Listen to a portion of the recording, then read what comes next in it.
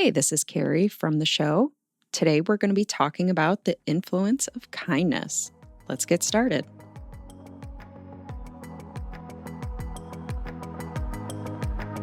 Welcome to Reticence and Reverie, a calm space for deep feelers, creative souls, and those that want to know them better.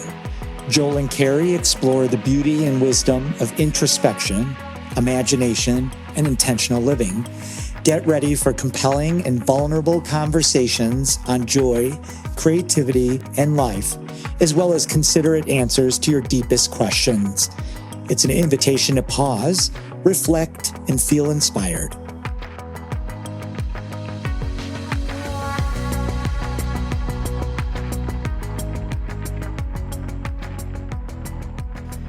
Hello and welcome back to Reticence and Reverie. I'm the other host, Joel, and as Carrie said at the top of the show, we're going to be talking about the influence of kindness today. How are you doing today? Are you ready to be kind? I am well and ready to be kind. Got your sleeves rolled up and your heart exposed. You're ready? Literally, sleeves rolled up, Literally. not heart. not the heart. Okay, well, that's as good as we can ask for right now. That's metaphorical. Yes, exactly. All right, well, fair enough. Well, anyway, why are we talking about kindness today, and why is this so important, Carrie? Well, I think today it matters more than ever. You think about what's going on in the world, the divisiveness, and I really honestly think we could probably use a lot more kindness.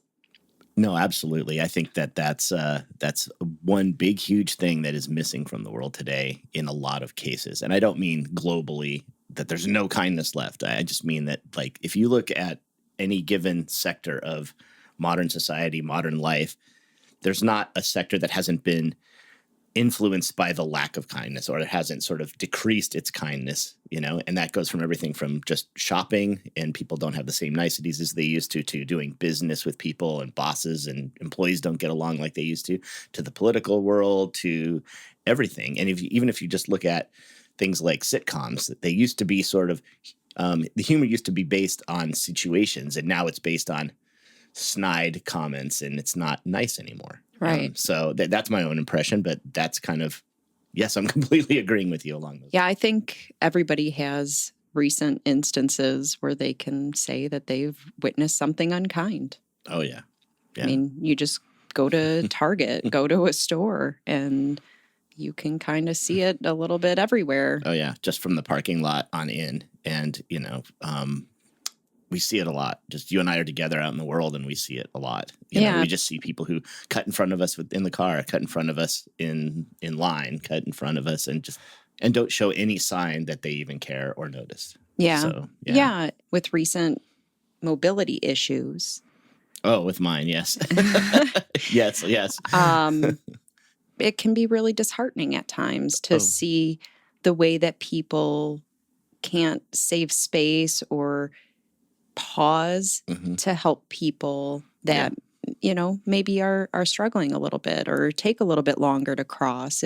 You don't need to be aggressive and, right. Rev your engine at them or drive around them angrily. Yeah, absolutely. And I mean, maybe this is a good point to put in a perfect example of this in my own life. Like you said, I've been struggling with some mobility issues lately. I've, just to be completely candid, I'm in need of a hip replacement. And so my mobility is pretty lacking at the moment. And it's a little bit hard to get around some days. And so there have been multiple times, but one specifically where I was trying to cross to get into a store, and a guy waved me across and said, go ahead. And I went and got about halfway across, and he got impatient and then zoomed around me and flipped me off. Like I should have warned him I was, incapacitated or something. Like he was going to be nice if I was quick. But since I wasn't quick, screw you. Right. And it was like, I seem to be dealing with this a lot more since being sort of incapacitated. It seems to be more prevalent now that I don't seem so healthy, which is very strange. I would have thought it would be the other way. But it's just not. I think when you're out in the world and you're fully mobile and capable and you're getting around, you maybe don't see it as much. But when it does affect you, when you are living it, you start seeing it a little bit more acutely and in the moment. And, it's unfortunate, especially when you can, it's not like you can't tell that you have mobility issues. Yeah. It's quite apparent. I'm limping. Yes, I'm limping across the street. Yes. It's not like I'm standing there with my hands on my hips and just looking normal, although I guess I could be. And then the guy motions me across. And when I start limping, then he's like, why did I do this? Forget this. And then so I guess that's possible, but I'm not saying that's an excuse. That's just maybe what happened. Yeah. Well, and I'm a walker and I'm a fast walker. And which I normally am. I'm one of those people that everybody's always saying, slow down. Why are you walking so fast? And I was like, I was walking really slow for you, and you still think it's too fast. So that's my normal MO. So this has been kind of a pain. But anyway. I know. But when I go for my walks and there's a crosswalk there, I would say 98% of people will not stop. True. And I can wait, and it's fine. I'm going to be patient. But it is something that I run into almost every morning. There's a busy road that I need to cross, and there's a crosswalk. There's not a light there. Right. So there's no actual, it's just a pedestrian crosswalk painted. And yeah, I run into it every single morning where I have to sit there and wait. And even when it's backed up to that, people will pull up their car and block the walkthrough. They're not even going anywhere, and they don't want to let somebody cross. And so these are just recent examples of course, the blatant unkindness. And it's a perfect metaphor for how we're seeing it every day in little ways across society. So right. Joel, how would you define kindness from a personal growth perspective for yourself? Meaning, how does it fit into my scheme for moving forward in my own personal growth? Like that? It's one of those things that I would like to maintain my level of kindness, if not become more kind in my own life and how I treat people. So I'm constantly thinking about how could I have been nicer? And, it's definitely one of those things I want to improve upon in my personal journey. But again, sometimes it becomes difficult, especially when the world isn't kind to you. And I'm sure we'll touch on this later. Yeah, absolutely. But yeah, I think that I don't have a scheme in mind where I'm thinking I want to be kind 10 times this week and I achieved it, so I'm done, or anything like that. Or next week's going to be 20. I don't think I have a specific structured goal with kindness, but it is one of those things that is a kind of overarching or enveloping concept, is just to be more kind in the world, because I want to be the kindness that I want to see in the world. And I was always taught to be the kindness you want to see in the world. And so I try to do that. And I try to, even when I'm mistreated, I try to, return that with kindness anyway. And I try to, grumble under my breath instead of out loud. But it doesn't always happen. I say this a lot in my life, and I have over the last couple of years, especially, have said on occasion, I've gotten fed up and been like, hey, I'm not invisible. And I've said that a lot. And most people, to their credit, are not being mean. There are those that are, but there's many people that are just not oblivious. Right. Yes. They're just not paying attention. They're caught up in their own thoughts, their own world, their own phone, things like that. And, when you call them out, they're just, oh, what? Huh? Like they didn't notice. And that's fine. That's, fine and all. But at the same time, I don't want to be that person who's like, hey, yes, in your face, pay attention to me. Sometimes it has to be done. But, and that's a personal boundary thing. And I'm sure we're going to touch on that as well. But yeah, I generally try to not do that. I generally want to be more kind as I move forward in the world. And some days it's harder than others. And some days I will physically say to myself out loud in the car, be nice. Just be nice.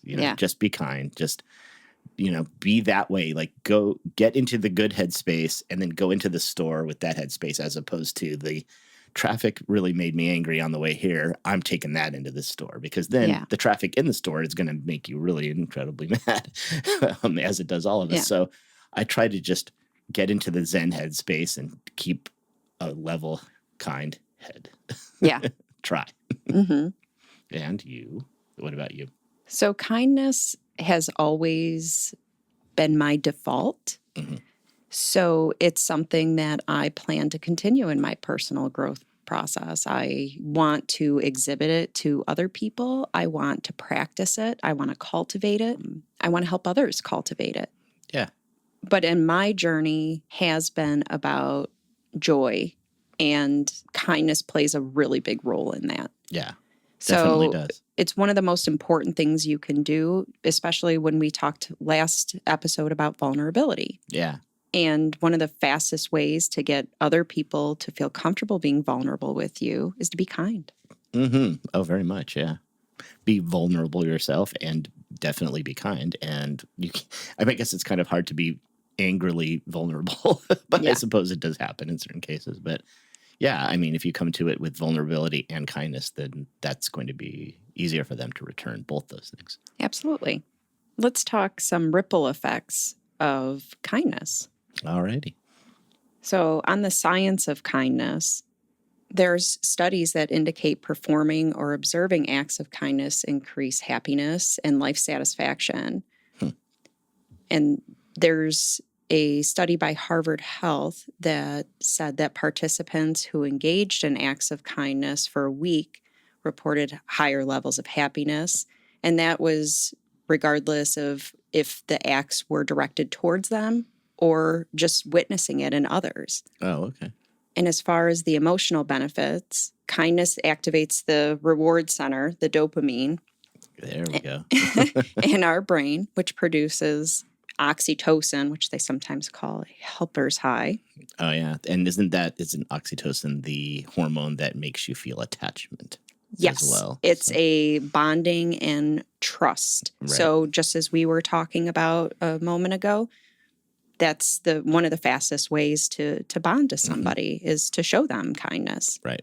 Exactly. There's also physiological effects of kindness. It can lower your blood pressure, reduce cortisol, and improve your cardiovascular health.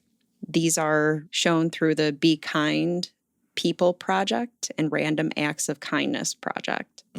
They show that engaging in altruistic behaviors has been linked to stronger immunity, increased serotonin levels, slower aging, and volunteers over 55 showing a 44% lower risk of early mortality, according to Random Acts of Kindness. Wow. Okay. So, I mean, it's surprising, but not surprising. I mean, I knew that there's going to be physiological effects, but at the same time, I didn't know they were that sort of widespread and not acute, but definite. Yeah, even the smallest of gestures, like helping a friend or comforting someone, it can reduce stress and inflammation, which is a huge problem these days in a lot of people. All right. I've got the cure for my hip.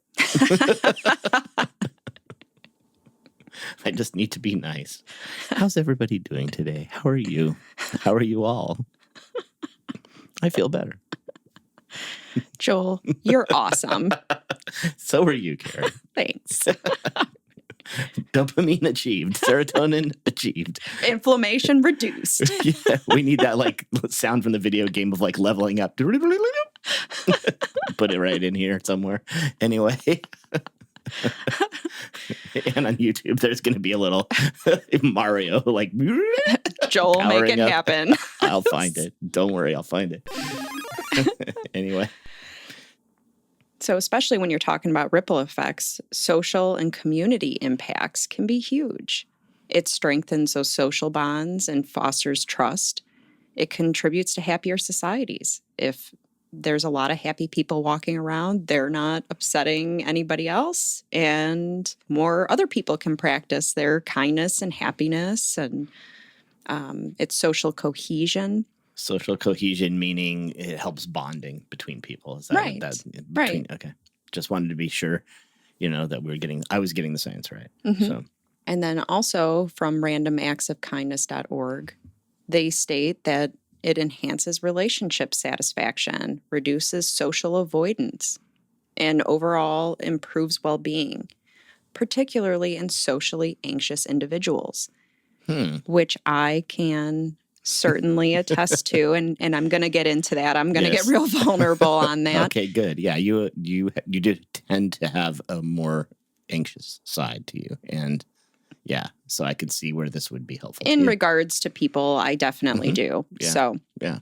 And we're going to talk about how that kind of became worse over the years. I mean, we've talked about it before with introversion and that kind of thing. But we'll get to that soon, I'm sure. Anyway.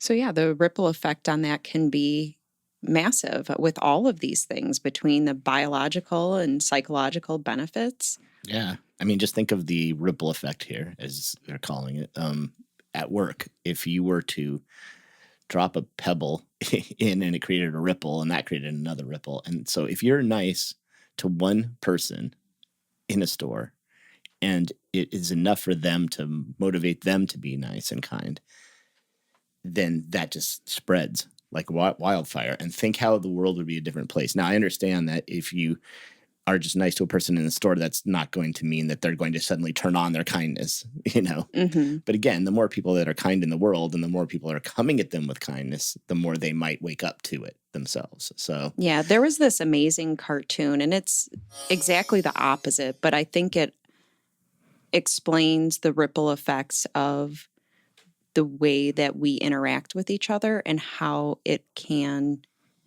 influence the rest of our lives. And it's a boss yelling at a man in the office. right. Then it shows the man yelling at the wife at home. And then it shows the wife yelling at a child. Then it shows the little child yelling at his little teddy bear. So just imagine the opposite of that. Right. Just take that in reverse. If the boss did something kind to the man, and then the man did something kind for his wife, and then the wife did something kind for her child, what that child would then learn and how they would interact with the world would change. Absolutely. And also, if you think about it, if not just in this sort of linear chain of the boss down, but what if the boss was kind to every employee was kind to their wife was kind to whoever in the world, and then everybody, it would just spread. Like that's just like it does negatively. And so one of my favorite hashtags that I've used is spread love. Yeah. I think it's so important to remember that kindness is part of love. And we're going to talk about that as well. Well, they definitely go hand in hand and are linked, you know, for sure. So, yeah. So, Joel, have you witnessed acts of kindness and, you know, how did that make you feel?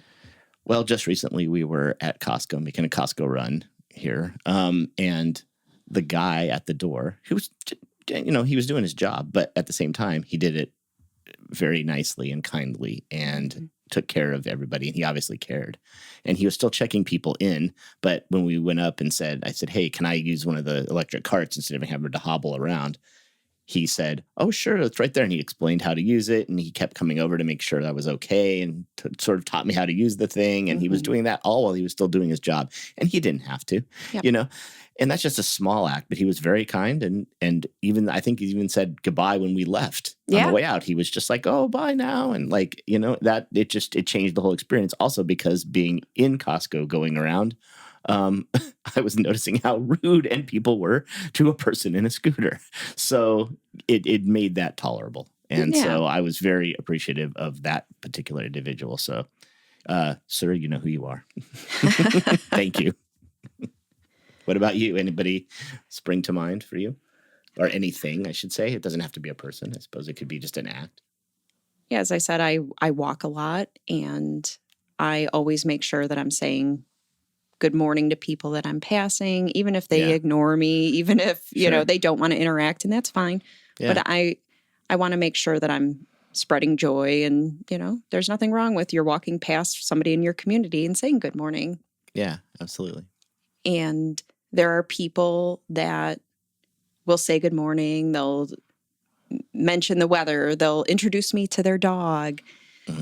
And those little moments make me feel more connected. They remind me that there are kind people in the world that'll just reciprocate your kindness. Good morning. Hey, good morning. Yeah, exactly. And that's all it takes. Yeah, that's all it takes. It's just something super simple. I mean, there's the big gestures, too, of being kind where, for example, you know, your son's friend is down and out with his family and is away from home for the night because he's been kicked out. And it's, you know, I'll give you a place to stay tonight. You know, those are big gestures. And then there's the little ones that are just hold the door for somebody, even if they don't notice and say things. Yep.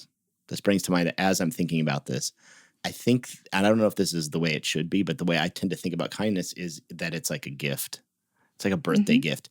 You give it to somebody, but you don't need a gift back immediately. And so like that, you know, speaks to what you're saying. Is like some people don't answer you. Some people don't thank you for holding the door. Some people just go about and just like it was given to them. But you have to sort of think of that as a birthday gift, that I'm giving you this gift. I don't need it reciprocated, but it'd be nice at my birthday at some point later that it does come back to me.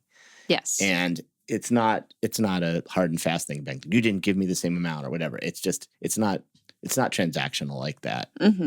But it very much is in terms of whatever we put out in the world, hopefully we'll get back in terms of the ripple effect. Yeah. And I think I like to think of it like that. Like as you're walking into a store and somebody holds the door, thanks, or I'll hold the door for anybody and just say, hey, you're welcome. Hey, and people, like I said, most people they'll just say thanks. Some people don't even say anything. And then some people are really effusive about being like, thank you so much. And I'll hold the door for anybody for that. And I think it's the same thing. Yeah. And we're going to talk more about that in the ways to cultivate and enact kindness. All right. But first, let's talk about overcoming some barriers to kindness. It doesn't seem like it should be that difficult. It doesn't seem like it, no. When you said that, I was like, what barriers? Exactly. What barriers? It costs you nothing. You just do it, right? But it's also true that most of us are walking around with some form of trauma. Not me. You are. I kid. I kid. Especially traumas rooted in fear are going to prevent us from being kind. Okay, that makes sense, yeah. Maybe there's cynicism. They're not going to care. Why do I even bother? Nobody else is kind. Right. And then you're kind of getting into that transactional nature of it, of like, it's not going to come back to me. It's not worth it. If I put this out, I won't get it back. Quid pro quo. Yeah. There's people, like you said, just not paying attention, completely oblivious to the rest of the world. They're on their path. They're on their journey.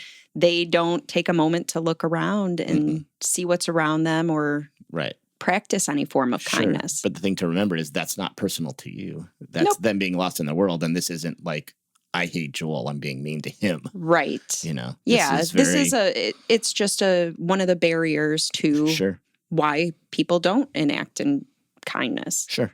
They may feel like a burden. I know that I've been in that space before where you don't necessarily want to stop somebody to say something to them because you're like, oh, they're doing their own thing and I don't want to bug them. I don't want to take up space in their flow of their verbal processing or their story or their whatever. And you just don't want to inject yourself in there and get them off track. So you just don't.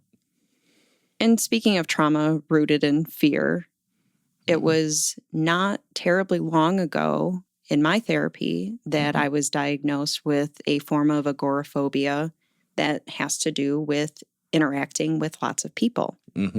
Some of that was just around. If you've listened to our stories, I've talked about the mall. Sure. Yes. The horrors that are the mall. Yes, we've touched on this for sure.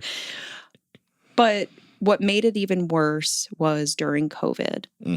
When you had to go stand in line, people would get upset, impatient. They would yell at other people. And you saw a different side of humanity after that. I really felt like it. Definitely. It scared me. Yeah. It's the stress of that situation that probably scared everybody. And they were all acting out of their own scared, fearful trauma and lashing out at others and not being particularly focused on being kind. It was very much like, I got to take care of myself in this because the world isn't taking care of me. Right. And so I spent a lot of time hiding from groups of people, trying to go places when other people weren't there. Sure. And there was a point in time that it got so bad that I didn't leave my house for like weeks. It was, And I'm introverted and it's not a huge deal. It's not a big deal to you compared to me where I would get cabin fever. Well, and again, at this time I was walking 5 miles a day. So going out on my walks was my chance to get out in nature. And that was your nature, your fresh air, your sunlight, whatever. It wasn't society. But you were going at a time and a place where there weren't people. Yes.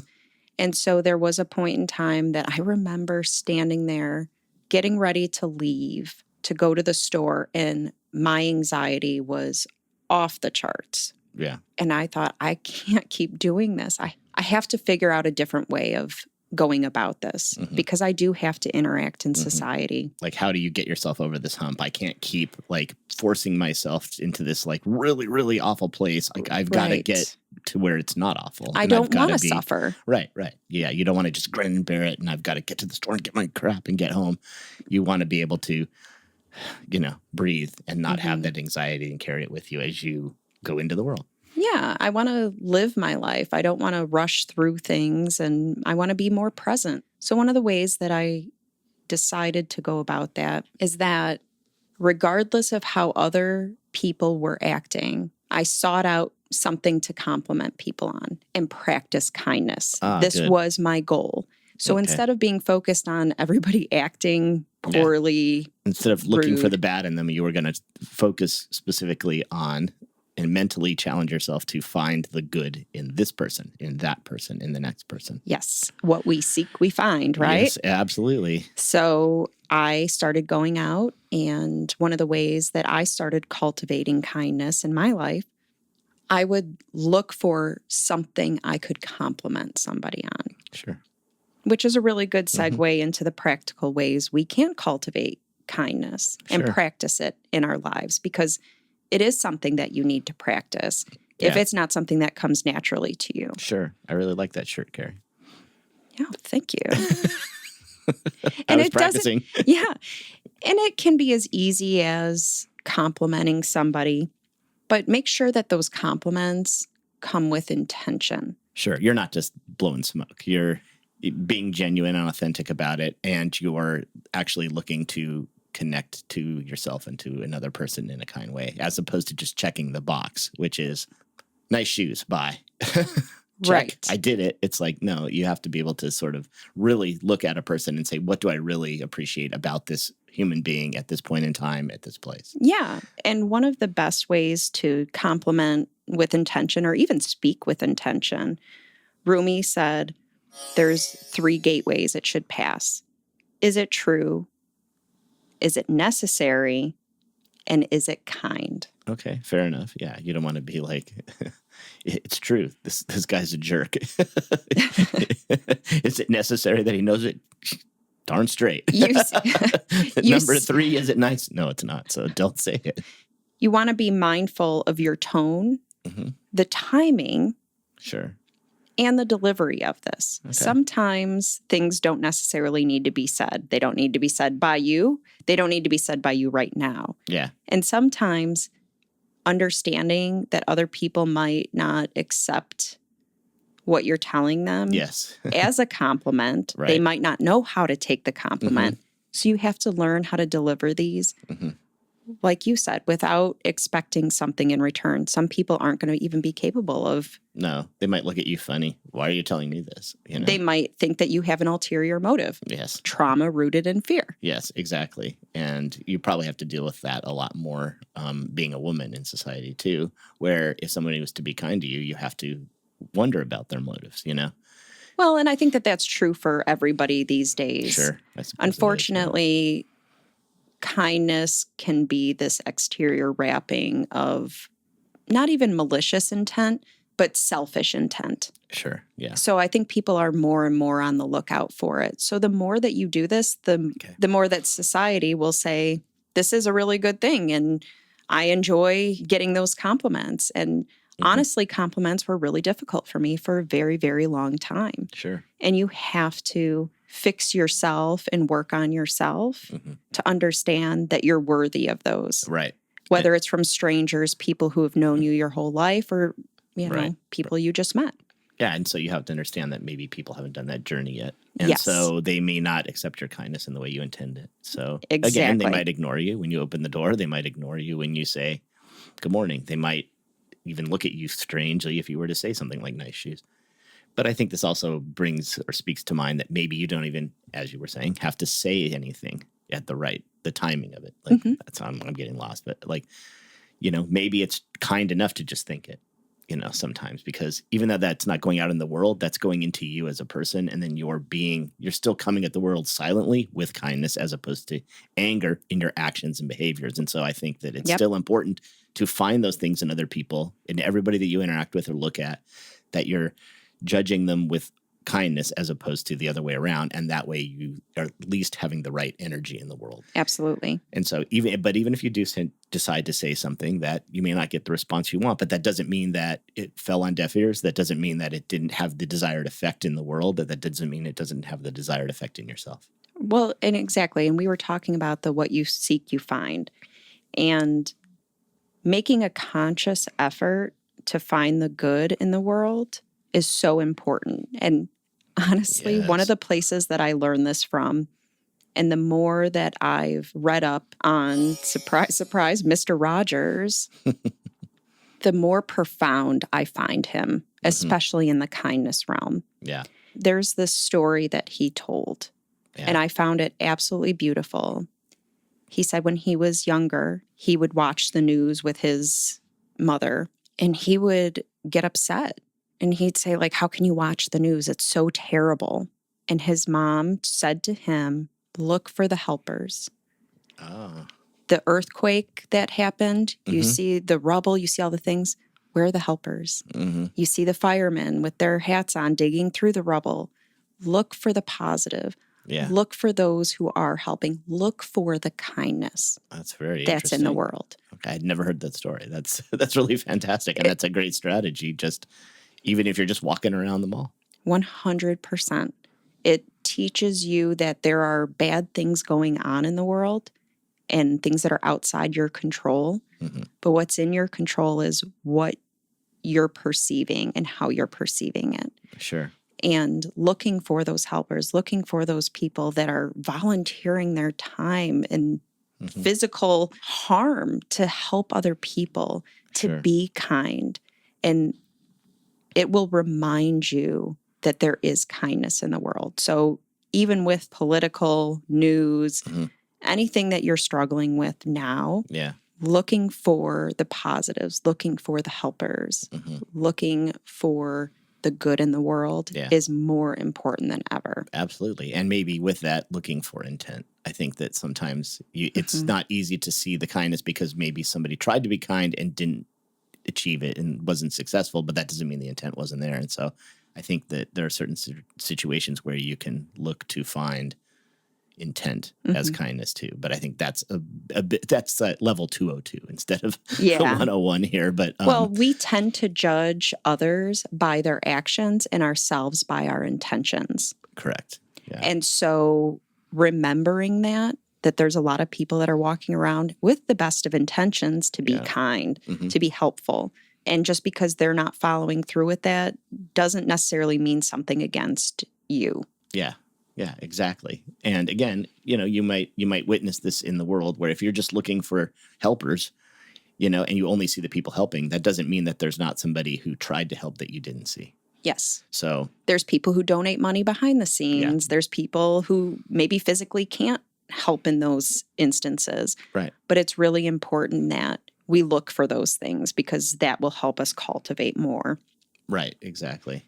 And then as we were talking about, you can help without asking for anything in return. That's going to be the best way to cultivate it.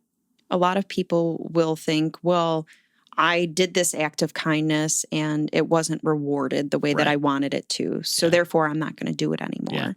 Or therefore, it doesn't matter. And that is not true. Again, just because you don't see the effects of it immediately does not mean that you didn't plant the seed. And it does not mean that you didn't come into the world with a better energy about you, and that's going to help change things for the better across the board. Yeah. There's a famous quote out there, and I can't read who wrote it, so that's why I'm just paraphrasing it, but we'll put it in. Okay. You can easily judge the character of a man by how he treats those who can do nothing for him. Oh, right. Yes, exactly. Like you can judge true character when somebody's doing something that they're not going to get anything out of it. Correct. Right. They're just being kind for kindness' sake to not transactionally get something. Right. There's no quid pro quo here. There's just kindness. Right. And doing it for not only others, but for yourself. Sure. There's so many benefits in it. Oh, yeah. As you alluded to at the beginning, as you listed at the top of the show.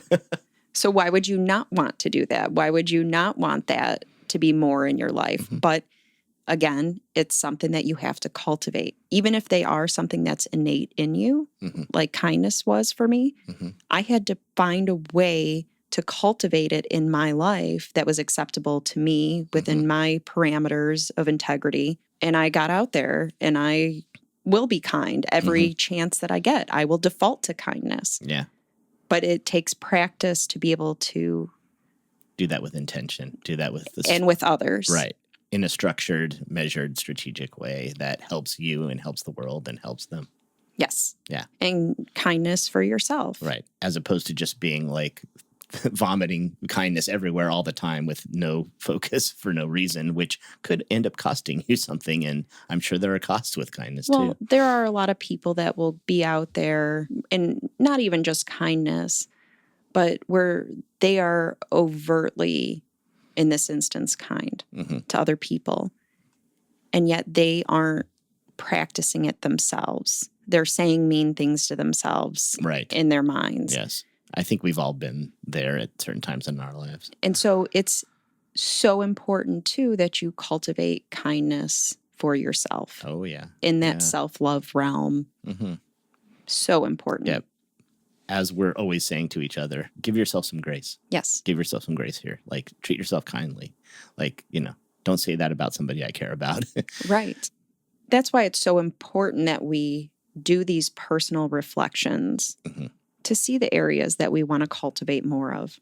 How would you say that kindness played a role in your life overall? Overall, well, again, I think I've innately had this kindness gene, if you want to call it that, since I was very young. And it played a role in terms of shaping who I wanted to be and become.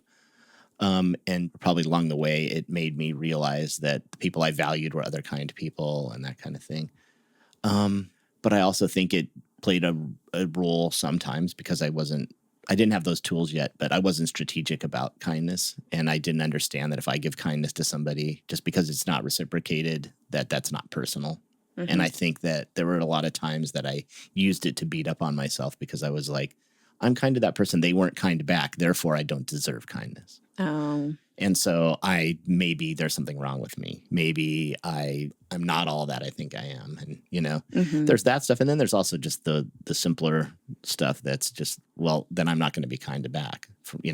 Again, being transactional about it and saying, well, I'm not going to do that anymore. And I'm just going to get callous and put up those walls and I'm just going to hang behind it. And so, it shaped things along the way, both ways. I think it shaped me it gave me trauma, being kind to others and not having it returned or not having people be kind. And, but it also shaped me positively to be more kind and loving and all that stuff too. So I don't know. It affected me in a whole bunch of different ways, I guess. Yeah. Well, and I think it does. I think it plays different roles at different parts of your life. For me, kindness was, like I said, it was an innate trait in me.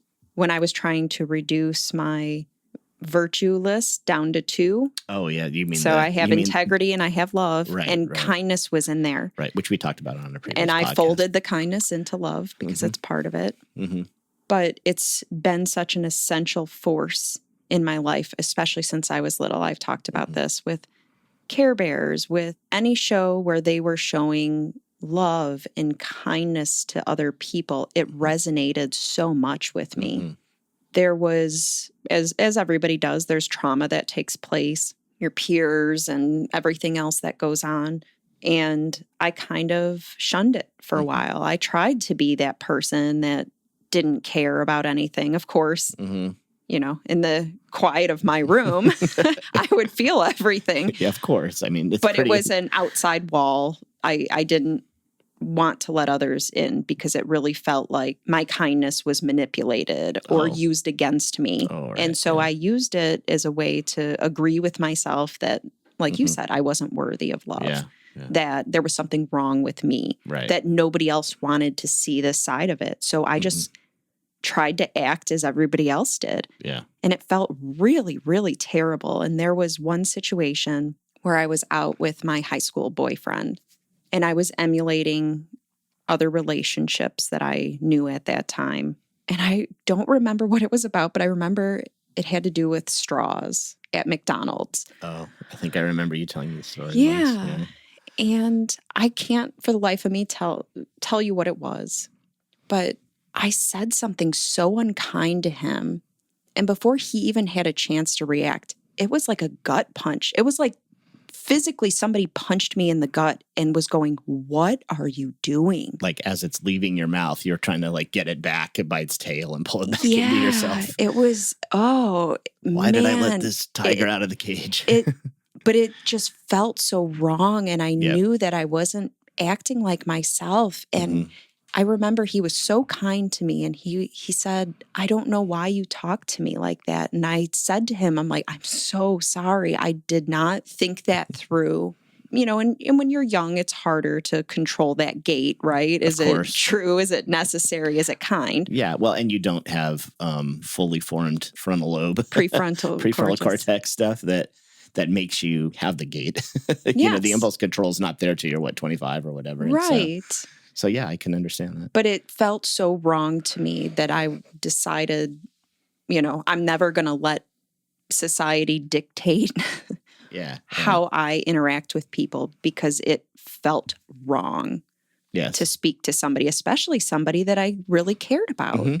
Yeah. And I know I've had situations like this. I can't think of one specifically now, but I know there was a time where I struggled with very similar things where I thought, well, I need to be tougher. I need to be more firm with people. I need to be, you know, less of a wimp, whatever you want to call it. And I just remember trying to plug into the world in a, hey, you kind of way instead of a kind way, right? You know, and an accepting way. And so I can't think of one specifically, but I'm sure that I definitely had one. And I know a few times I definitely remember feeling like that, like, oh, I saying something and then instantly being like, why did I just say that? I remember having that a lot, but I can't think of one specifically. Of course, I'll think of it at 2 a.m, but that's fine. So yeah, Greg, if you're listening, I'm so sorry for how I acted. As we often do, we're calling out our people from our past. You know who you are. But anyway. I'm going to do the proper apology. Good. I apologize for the way that I acted. I recognize that it probably made you feel not so great. Well, it definitely did. He told you it didn't. So definitely. And I'm glad that you gave me the opportunity to correct that behavior. Good. Yeah. So there you go. Right on. And I'm sorry to all of you who I wronged in the similar way. Well, and I feel like that, you know, there's times that we're going through all of this and it makes you reflect on times before you are who you are now. Well, before you had all those tools and right. You know, and I know that I'm sure that I unintentionally, of course, harmed people after that or hurt them. I guess not harm, right? Yes. Hurt, not harm. I hurt them. And I do wholly apologize to anybody. That was never my intention.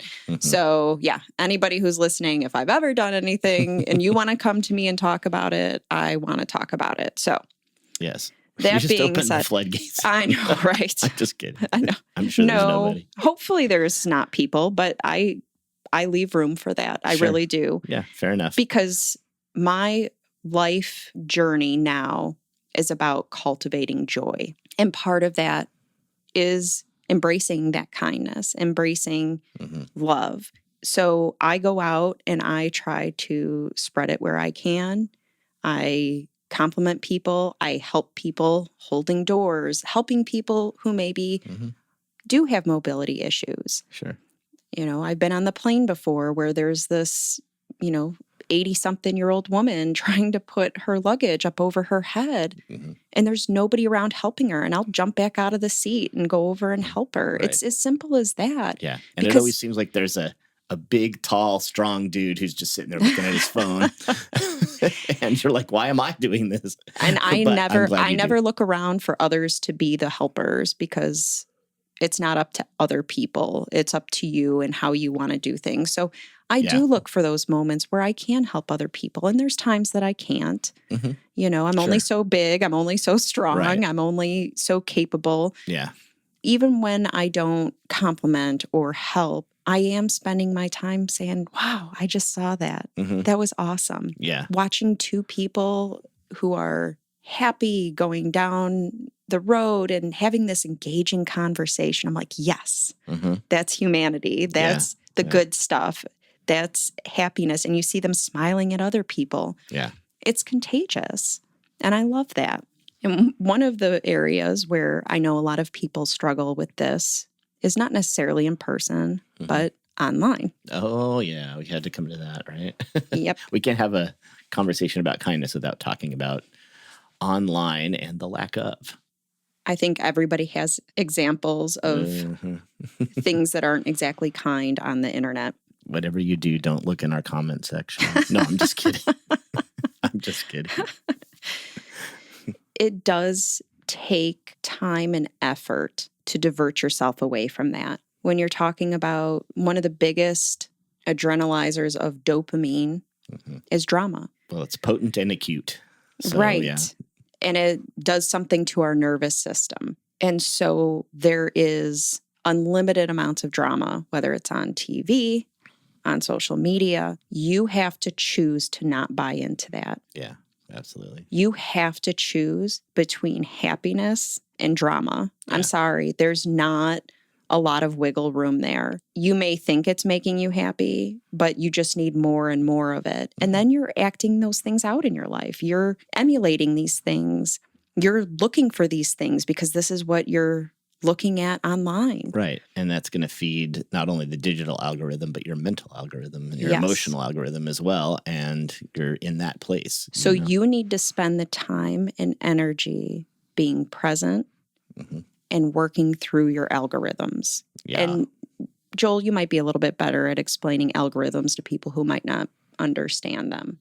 Well, let's see. So if we look at social media things, Facebook, Instagram, TikTok, etc., Snapchat, whatever, they all involve a computer program that behind the scenes, and I know that nowadays most of you understand this, but for the few that don't, that computer program takes a lot of things into account, like what you look at for how long, and it makes assumptions about you liking it or needing it or whatever. And the whole goal of those platforms is to keep you on the platform longer. So therefore, they will try to feed you things that you will look at more to keep you longer. So the longer you look at something, the more you train the algorithm to like it. Right. To give it to you thinking you like it. So again, if you get on there and you're just like, I hate, X, Y, Z. Politics is a good one. I hate this going on in the world, and I'm going to just I'm going to start looking at that. And yeah, I like that one, and I hit the heart, and then I move on to the next one, and there's another one, and you like that one, and then it feeds you another one. And then you get to the point where you're like, wow, even if I disagree with this guy, I'm going to get on and I'm going to disagree on the comments.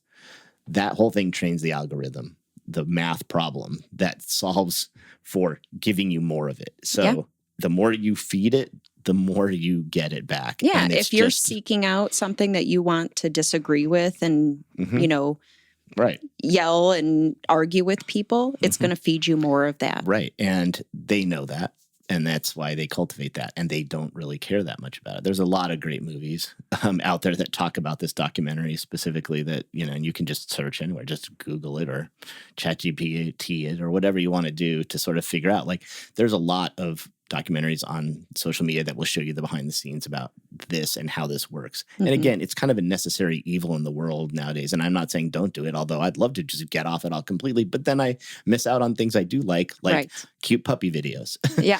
And so it takes some training and some balance. And that's the thing, is to sort of be intentional about it and not just doom scroll, as they say, which is just going one thing to the next, one thing to the next, one thing to the next, reading everything and just going, because you'll just get more of that. And the whole point is, you see something you don't like, get off it quick. Yep. Don't engage it. Don't say you don't like it. Don't get in the comments and say you don't like it, because guess what? They're going to feed you more of that. Right. If you're like, I hate this politician, and then there's somebody else who hates it, and then you read that and you comment, and that stuff is going to feed you more of that. The good tactic is to just go quickly buy it. Don't even give it any thought. Just go buy it. And this is good for you emotionally too. If you don't like a particular thing that's going on in the world, skip it. You got to put your head in the sand a little bit, and we all want to be informed, and that's where the balance lies. Right. And I think that it has to do with the quality of what you're looking at. Again, if you want headlines to see what's going on in the world, stick to media sources you trust, and make sure that you like and pay attention to lots of things that they are talking about, a diversity of subject. Therefore, you will get stuff from that outlet, but not on any particular subject. Mm-hmm. And then the things you want to see more of that are positives and kind things, then you spend time with that purposefully. I love these puppies. I want to see more puppies. Right. Search for puppies, like lots of puppies, comment on puppies, and you're going to get lots and lots of puppies. But again, if you still want headlines and puppy, you have to kind of do both of those things and cultivate it. And it takes a while to do that. But I think it's necessary to do that because that gives you the perfect balance of being informed, but still having your head in the sand emotionally to the bad crap of the world. Yeah.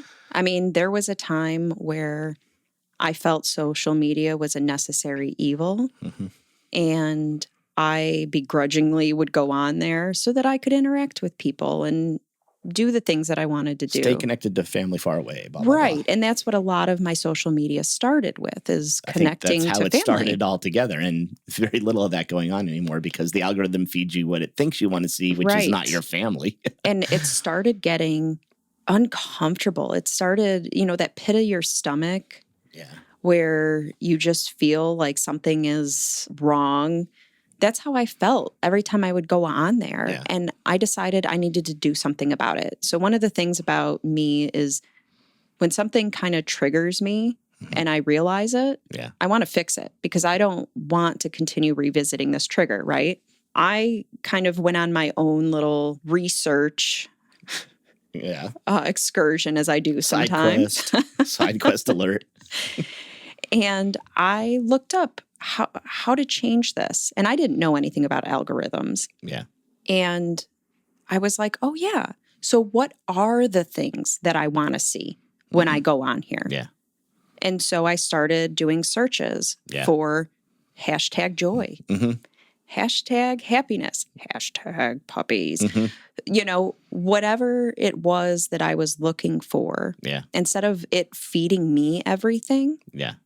So then for me to sort through it, anything that was not that, I would close out of it, see less content like this. Yeah. My grandfather had a really good saying, convince a man against his will, he'll be of the same opinion still. Yeah. Okay. Fair enough. Focus your efforts. If you're really passionate, let's say about reducing oil, that you're not going on and starting arguments with people who are for it.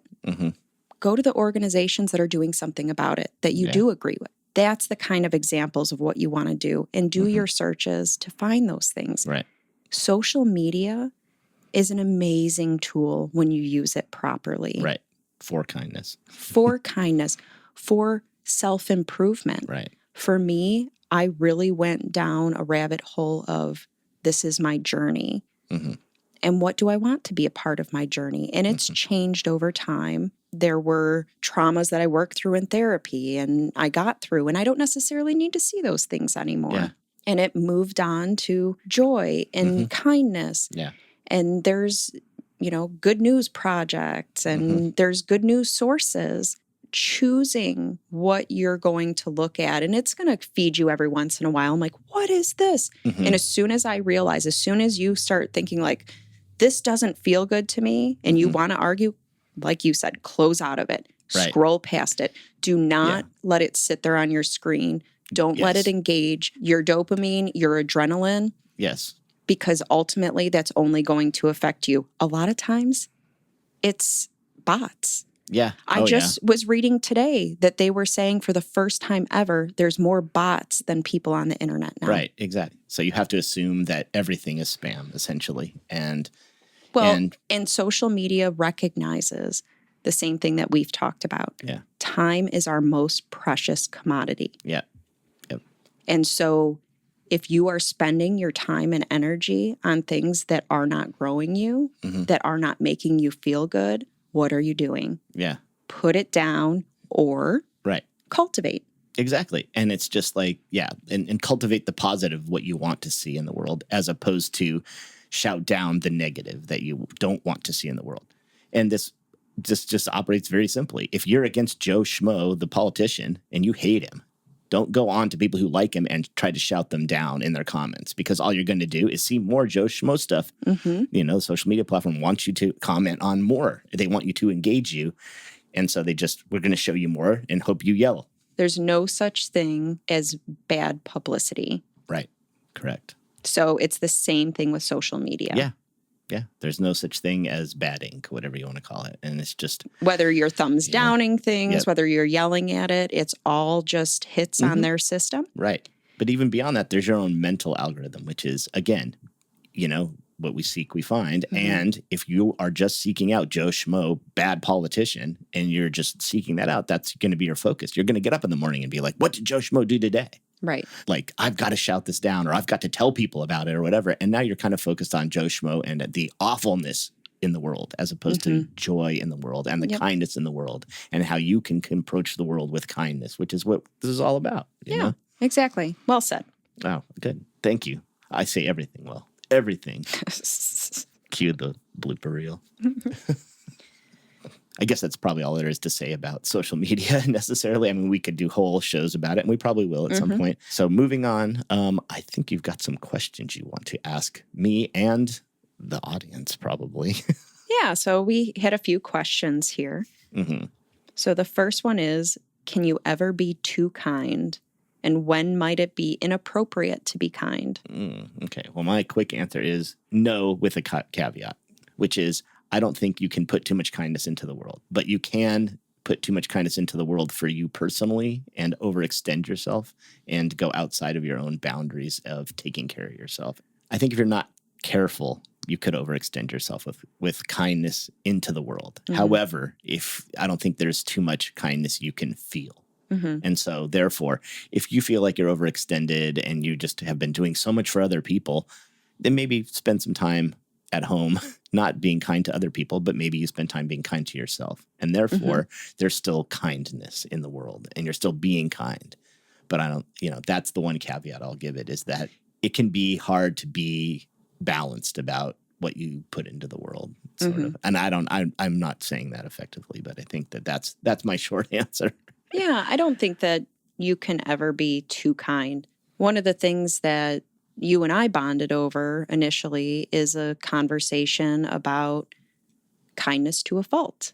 We both kind of were those people. Yeah. And it's something that bonded us, but it does raise the question, if it is to a fault, is it too much? Yeah. And I don't think it's ever too much. It might be not the appropriate person or place to continue to push through kindness. You can be kind. Yes.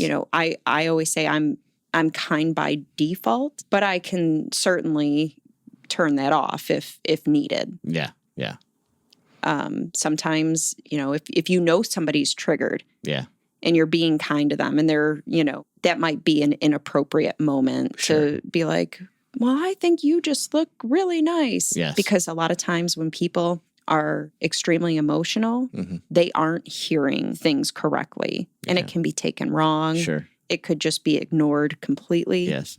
So it just might not be the appropriate time. Right. Just as we've talked about on another podcast about like vulnerability, there might be a certain place, time that are not appropriate for being effusively kind. But that doesn't mean you can't be kind in your own heart and in your own head, as we talked about earlier today.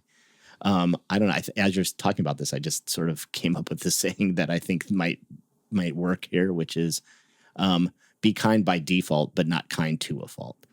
So that that way you are naturally being kind just right out of the gate. But as situations arise and warrant it, you need to worry about how you present that to the world and when and how. Great. The next question is, if people don't appreciate your kindness, should you continue being kind? Yes. Yeah. And I will say, easy answer. Yes. One of the things that I really had to go through on my journey is learning who I am and what I'm about and accepting that.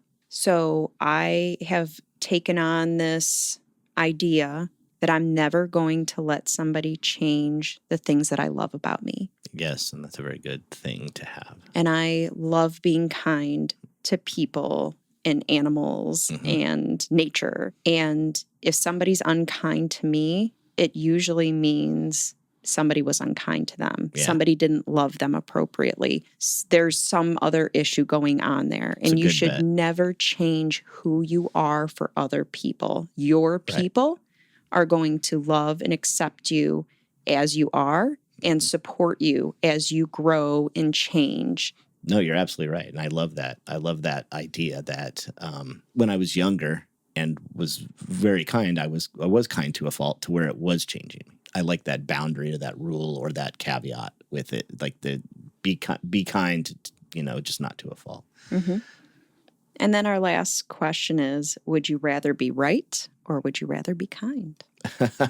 I would rather be kind, And it's funny, that brings to mind something that I've always heard in my own therapy and my own experience, which is, would you rather be right or be in a relationship? And it's, to me, it's the same sentiment, which is, do you want to connect with other people? Do you want to be genuine with other people? Do you want to have them be kind with you? Or do you want to win? Do you want to be right? Mm-hmm. And it's like, some people just do. And those aren't my people, but it's you need to decide that and be strategic about how you approach everything, I think. Well, yes. And I think being right is a very convoluted and... yes. There are versions of right. So yeah, where it's a personal idea of what is right. Everybody's got their own morals and their own standards. Right. So right is not a constant fact. Correct. Yeah. And right is not a virtue.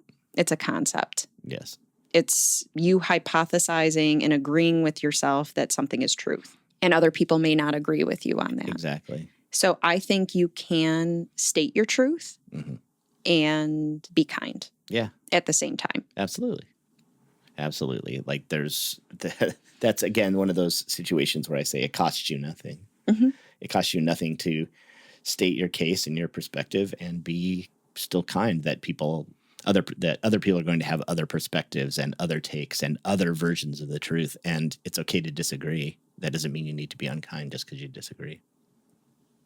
So hopefully we've given you some really good information that you understand the ripple effect yourself. Mm-hmm. So go out there and spread kindness. If this speaks to you, go out there and give those people compliments, help people, sign up to do volunteer work for something that you love. Spend the time cultivating that kindness, and you can do it in so many ways. And I would love, love, love to hear from the audience. Yeah. What maybe act of kindness changed them or something that you're planning on doing. Mm-hmm. Send us a picture of you spreading kindness in the world. Just anything. I love that. And I love seeing it in the world. And those are the kind of things in life that I think are just so precious. Absolutely. Absolutely. All right. Well, that's a good segue also into talking about how you can interact with the show, since Carrie was just imploring you all to to interact with us and let us know your thoughts, feelings, and perspectives. And you can do that a number of ways, but the two easiest and most direct ways to do that are to go to our website, reticenceandreverie.com, go to the Connect page or Connect with Us page, and on there is a web form you can fill out. Ask us your question, give us your comment, send it to us. It comes right into our email inbox. And you can choose to have that read on the air or not. Just tell us in the email if you want to be read on the air or not. And one of these days we might start reading some emails. The other way to do it is on that same page, about halfway down, there's a talk back to the show section where you can literally record a message to us. And again, if you want to just make a comment, we'll listen to it and we'll probably get back to you in some way, probably. I think we can even talk directly back to you. And then we can also include that on the show or not as well. So just let us know and we'll either put your comment on the show or not. Either way, we're going to get back to you. So please, we'd like to hear from you. Definitely do that when you get a chance. And I also want to say here that it really helps us for you to review the show. So please do that on your favorite podcast platform. Wherever you're listening to the show now, please just go give us a like, a review, a recommendation, anything like that. That certainly helps the show. And then pass it on, share the love, give it to a friend, send a link to, your colleague, I don't know, your enemy. We don't care. You should listen to this Mr. Bean person. They're talking about kindness. You need to learn this. I say send them the link, please. Please help us out. Also wanted to let everybody know we are still working on having our first live guest on, and hopefully that will be for the next one. The topic on that one is going to be imposter syndrome. We're just running into scheduling conflicts, but we've got our guest. He's ready to go, and he's excited, and hopefully we'll bring that one to you next. If not, we'll have another one in the short term for you, and things are still a little busy here in our lives and a little bit haphazard, so we're probably not going to be on a regular schedule until another couple of weeks, but stay tuned. We won't forget about you, and we'll keep going. Yeah, like and subscribe, and you'll be notified as soon as there's a new podcast that drops. Absolutely. And we don't have an official sponsor yet, maybe someday, but as of right now, we don't. But this episode and all of them are brought to you by our company, Iconic Union Photographers, which is us. And you need a photographer for anything, reach out to us. So go to iconic-union.com. But if you're watching this on YouTube, scan the QR on your screen now and check us out. Give us a shout and let us know your creative project, and we're happy to help. All right. Well, I think that brings us to everybody's favorite segment, the quote of the day. Do you have a quote for us today, Carrie? Absolutely. So this is from Lao Tzu. Kindness in words creates confidence. Kindness in thinking creates profoundness. Kindness in giving creates love. Love it. Fantastic. Well said. And I think very apropos, as always. All right. And I think that does it for us. Have a great week or two, and we'll talk to you very soon. Spread kindness. Spread kindness. All right. We'll talk to you soon.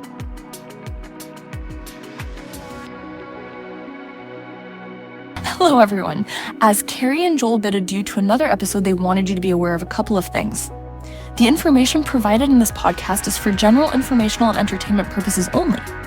Nothing discussed should be interpreted as professional advice, including but not limited to legal, financial, medical, or mental health advice. Listeners should always consult a qualified professional for guidance specific to their individual situation. All opinions expressed by the hosts or guests are their own and do not represent the views of any organizations or employers. While efforts are made to ensure accuracy, the hosts make no guarantees and assume no responsibility for any errors or omissions, nor for any actions taken based on the content of this podcast. Listening to this podcast does not create any professional relationship between you and the hosts. All content is provided as is, without warranties of any kind. If you choose to rely on the information in this podcast, you do so at your own risk. Thanks for listening, and be well.